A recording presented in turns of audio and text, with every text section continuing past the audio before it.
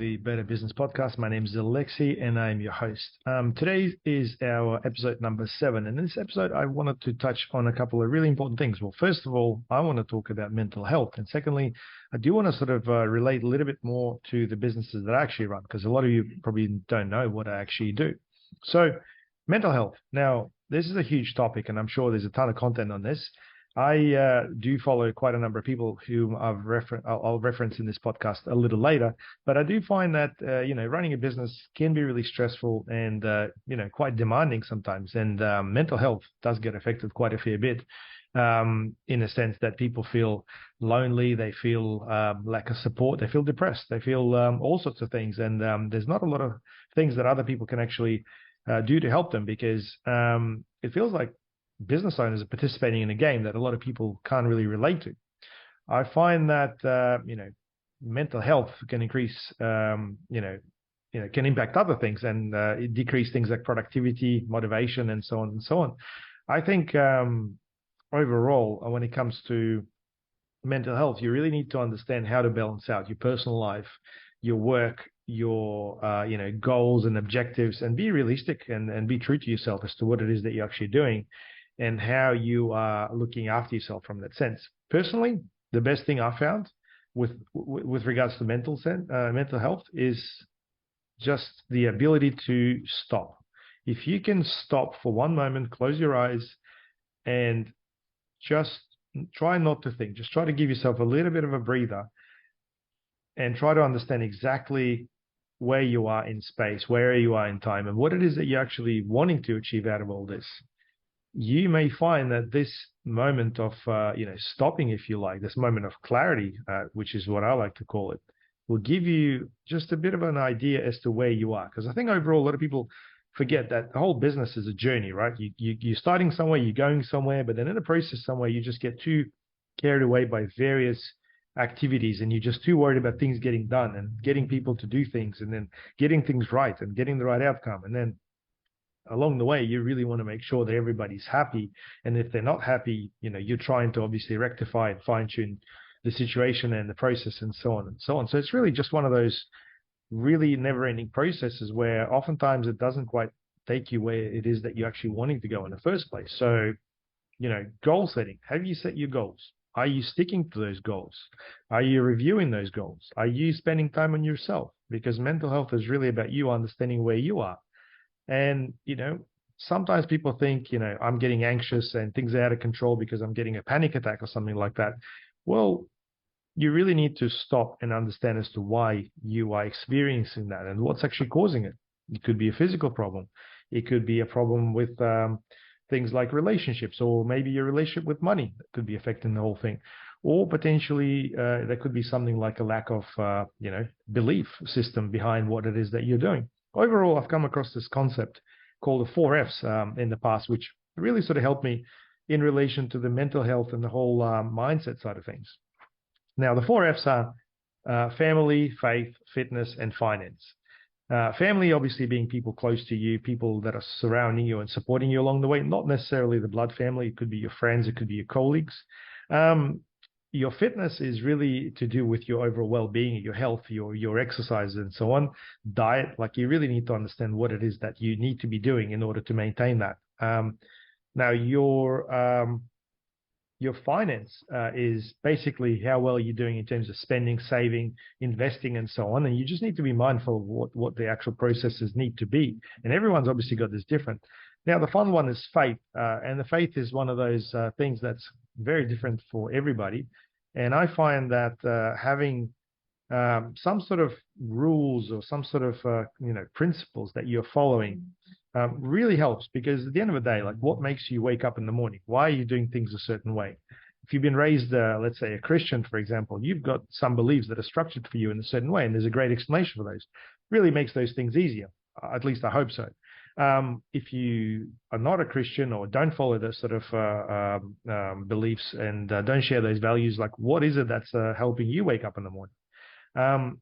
If you look at things like personal development, it's interesting to see that that as a concept can potentially give you the right direction and justify certain things for you. Maybe you believe in things like law of attraction, or that if you do something, something comes back to you as well. Butterfly effect, whatever that is. So all I'm saying, it's got to be important. And overall, if you're able to rate yourself in those areas of your life on a score out of 10, and then ask yourself, what can I do to make that a 10? That can really help you find that gap and improve it. So if you're, for example, looking at your fitness, and ask yourself, what's my fitness? Well, I think it's like 6 out of 10. Well, why is it 6 out of 10? Why is it not a 10? Well, maybe my diet hasn't been the best. Maybe I'm not sleeping that great. Maybe I haven't exercised for a while, or a combination of those things. And you know straight away as to what you can do. So just like that, you can obviously assess other areas, and that can really help you with your mindset, and most importantly, your mental health. At least I believe that at least you'll be able to start the conversation with yourself. But in order to do that, you need to first of all stop. So this is probably not your typical type of advice, but yeah, see if you guys can stop for a moment just to sort of understand where you are in your journey. Now, mental health is huge. I'm sure you guys are, either exploring this or doing something about it. If you're not, well, you definitely need to be, because things won't sort themselves out. I follow Rob Dial, who runs a podcast called The Mindset Mentor. A few of my friends are, and it's quite trendy on various podcast channels. I definitely recommend you checking out his, the topics that he covers, the way he addresses the whole mental health side of things. And I think the whole mindset thing is really quite a broad topic, and there's many ways to look at it. While I'm looking at it from a business perspective, many of you may look at it from a completely different standpoint altogether. Bottom line is that I think you really need to make it a priority, and you need to make sure that, whether it's business or family, whatever the focus is, you're not compromising or not doing things at the expense of your mental health. So that's that. Now, why am I talking about all this? Well, I'm a business owner, and I've had quite an interesting journey in relation to my business, and I guess mental health has sort of popped up as a topic quite a number of times. In fact, it's been one of those things that I've been sort of exposed to throughout my journey through various coaches and mentors, where they talk about mindset and mental health, and you sort of don't look at it like that for a while. And then as you get older, as you get more things on your plate, as you get busier, you start to realize that it sort of kicks in. I guess my journey started professionally in 2004, when I started working for a friend of mine, building websites. I was finishing my degree in IT, where I was majoring in ecom, and my friend approached me, who basically was doing a few different ventures, as I like to look at it, like things that other people weren't doing. At the time, he was looking into direct marketing and building ebook websites, which is not really a trendy topic altogether. It was a bit of a niche thing. So he's actually engaged me to build some websites for him. And we started working on that, and that worked out really, really well. Him and his wife have become very successful in that field. And then from there, took the concept to like selling a business in the box type of scenario, where the whole concept became a membership site and an ongoing seminar type of venture, where people would come and learn about this concept and make money online. I thought it was a great concept, and I was a part of that up until about 2009, when I started on my own as Eurasiep Solutions, which is my digital marketing agency. And I actually started a little bit early. I started in 2007, and probably some of you can relate that you sort of start a business by starting to do a couple of freelance things here and there in the space that you specialize in already. I mean, whether you're in IT or something else, you may find like, hey, I've got a little bit of time on Saturday, or I've got a little bit of free time to take on a client or someone who basically needs something done that doesn't quite fit into what my job does right now. And actually, my boss at the time, Andrew, he approached me and said, hey, look, there's a couple of websites that people need done. Do you want to work with them? There you go. And he actually encouraged me to do that, which was huge. And that was a big takeaway for me. Like, a lot of the time, you really don't think that people that you'd be working for would be encouraging you to do your own business and run your own stuff. You'd be thinking like, they really wouldn't want me to do so. But at the end of the day, people really are interested in seeing you succeed. That's what I've learned. And you'd be surprised the sort of things that you could come across just by exploring various, business-related opportunities. Anyway, I started building websites on the side, and then that came into a full, website development business, which I called Your Easy Web Solutions. Now, the name doesn't quite relate to what we do right now. Our agency is now 15 years old, and I've got locations in Brisbane, Gold Coast, and Melbourne. And we service all sorts of customers, but we do specialize in niche specific marketing, mainly service based. So dentists, tradies, lawyers, and so on. And we also look after some e-com businesses as well.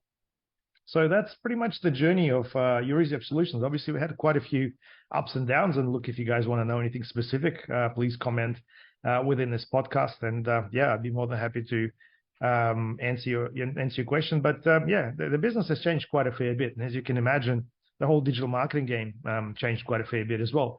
Back in 2004, when I started, Facebook didn't exist. TikToks and Instagram obviously didn't exist. And the whole digital space was very much in its infancy. So it's been an interesting journey. And obviously we've got quite a few learnings to share. Anyway, I just wanted to give you some ideas as to, what my business is all about, what mental health is all about to me. And I guess, to summarize, my business probably wouldn't have happened without the support of people around me. So make sure you have a big, or maybe not a big, but a good community of people around you. If you can get a big one, great. But, that whole family aspect of the 4Fs has really helped me shape the business in the way it's going right now. And I follow the concept of getting the right people on the team and making sure that people can work with one another. And it's been a bit of a trial and error, but that's the only way you can actually make that work. But for us, it's just really about aligning with the right people and doing things in our own way. So, guys, I hope you enjoyed this podcast. I hope you learned something new about me. I've obviously got other businesses, and if you're interested, I can cover those in other episodes. But if you enjoy this content, don't forget to subscribe to our channel, share it, whichever platform you're on, hit that subscribe or review button. I mean, we'd be happy to get some reviews from you. That's obviously the cherry on top. But have a great day, and we'll chat soon.